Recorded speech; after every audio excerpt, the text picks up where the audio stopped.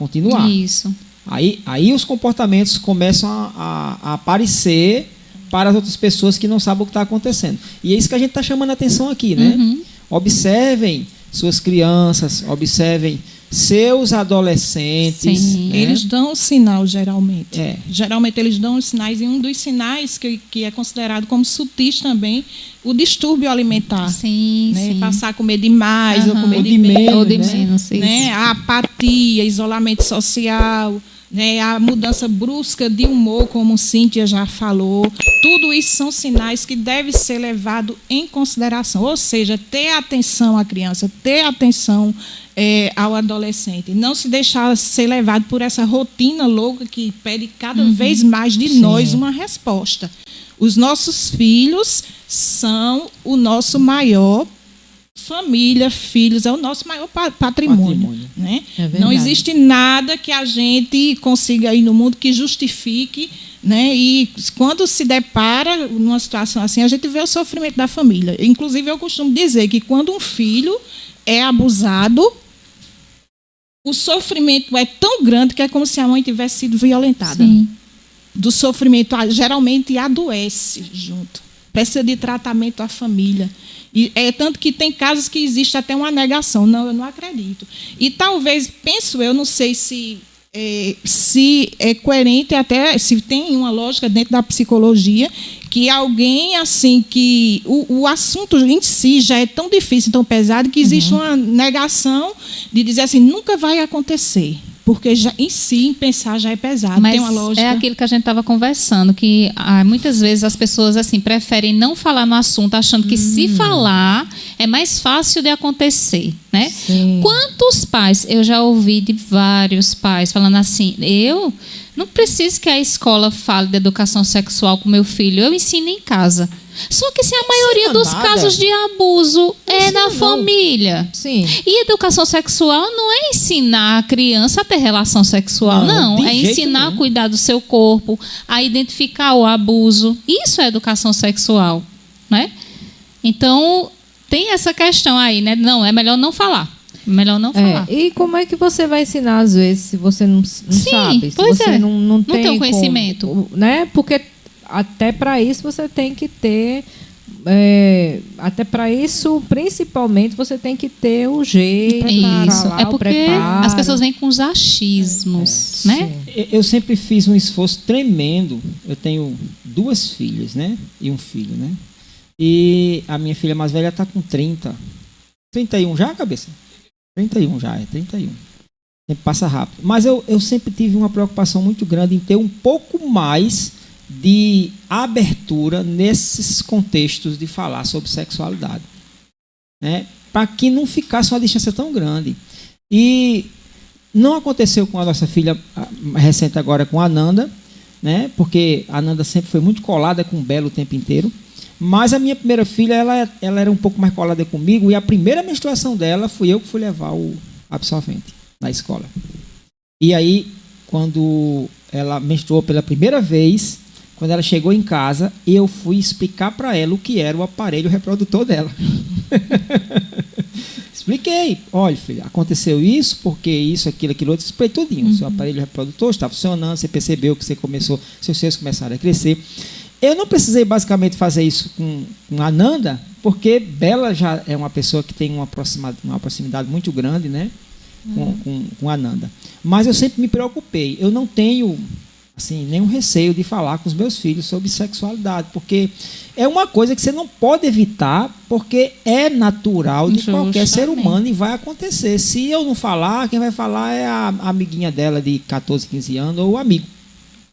E de maneira deturpada. Totalmente diferente, né? E eu acho que quanto mais natural você faz parecer a coisa que na verdade é natural, né? Como você diz, é natural. Quanto mais você conversa de uma forma natural, mais isso vai ficar claro, mais ela vai entender como é, mais não vai ter a malícia da coisa. Então é explicar de uma forma que entenda. Agora que não é fácil, né? Diga-se de passagem, às vezes é... Mas é possível, desde buscando informação, a gente tem acesso à informação hoje em dia, né, como nunca. Porém, assim, como é que a gente tem usado o acesso à informação? Sim. Né? para acrescentar no modo de vida no geral, na dinâmica da família, no relacionamento entre pais ou filhos, porque isso aqui a gente está levando, esse trabalho aqui hoje é levando informação. Né? E essa informação, ela uma vez reproduzida, vai resultar em prevenção. É porque a gente sempre escuta, inclusive, assim, casos de crianças que descobrem na aula a professora explicando que foram abusadas, né? Já tem muito caso assim no CREAS mesmo. Acontece muito. Teve um dos casos, dos vários casos, né? Que aconteceu antes de eu chegar, né, no CREAS, em que o pessoal do CREAS, a equipe anterior, foi dar uma palestra justamente, foi falar, né? Sobre esse tema, né, do 18 de maio. E aí uma das meninas, ela entendeu que ela estava sendo abusada. Eu acho que pelo padrasto, não me lembro, porque foi um caso que foi antes de mim, né? Mas quando eu cheguei ainda estava aberto. A gente depois foi, né, para ver como é que ela já tinha passado muito tempo. E descobriu assim. Então, por isso que é importante a gente passar essa informação para as crianças, para os adolescentes, porque muitas vezes eles não sabem que estão sendo vítimas de abuso. E muitas vezes eles assim, têm vergonha de falar para a mãe, né, para alguém da família, porque não vai acreditar. Porque, por exemplo, se for o pai, como é que você vai chegar para sua mãe e dizer: meu pai está me molestando, me abusando? Como é que você vai dizer isso, né? E eu posso estar enganada também. Eu creio que, geralmente, nessas situações, o pai sempre é uma figura muito autoritária, muito agressiva, às vezes até alcoólatra ou com outros vícios que e ainda às demanda mais vezes nem né? Tem muito caso assim. Você que está me lembrando. Você... Às vezes nem é. Às vezes é um pai maravilhoso. Acima de suspeita. Acima de suspeita. Às vezes ele não abusa nem da filha, mas de pessoas ao redor. Entendi. E aí você tem toda... Seu pai é seu herói. Normalmente, nosso pai é nosso herói. E a gente constrói uma imagem do pai da gente como se fosse, né, totalmente assim, zero defeitos. Acima de qualquer suspeita. Meu pai não faria isso. Sim. Não. E aí? Nós assistimos um filme assim, essa semana passada. Se me interrompa bem. Eu não me lembro o nome do filme. Eu estou assim agora, assistindo o filme, não lembro o nome. Que o cara, ele era um estuprador, que ele era o chefe dos escoteiros foi baseado em fatos reais. Sei, né? O chefe dos escoteiros da cidade, na cidade pequena, era um dos membros mais ativos da igreja. E ele era um estuprador, ele pegava as vítimas, fazia uma série de coisas, enfim. E o filho descobre e é horrível o final. Acima de qualquer suspeita, né? Geralmente são muito agradáveis, justamente para desviar o foco. Agora eu faço uma pergunta assim a Cíntia, se já teve algum caso assim que o pai, né, ele era o abusador, mas abusava das coleguinhas e chamava para dormir na casa, assim. Chama a tua amiguinha para dormir, isso aí também já é um ponto de risco, viu? Pois é. Aconteceu esse ano um caso.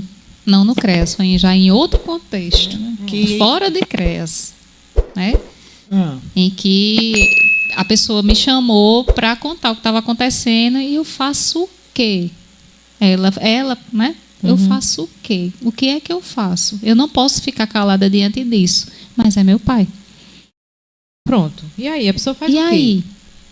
Eu, Cíntia, psicóloga, eu não posso chegar para ela e dizer: você tem que fazer isso, isso e isso. Né? Não, você sabe o que você precisa fazer, né? Mas a decisão, lógico, que é dela. Eu não posso dizer assim: é seu pai, mas você tem que denunciar. Não posso.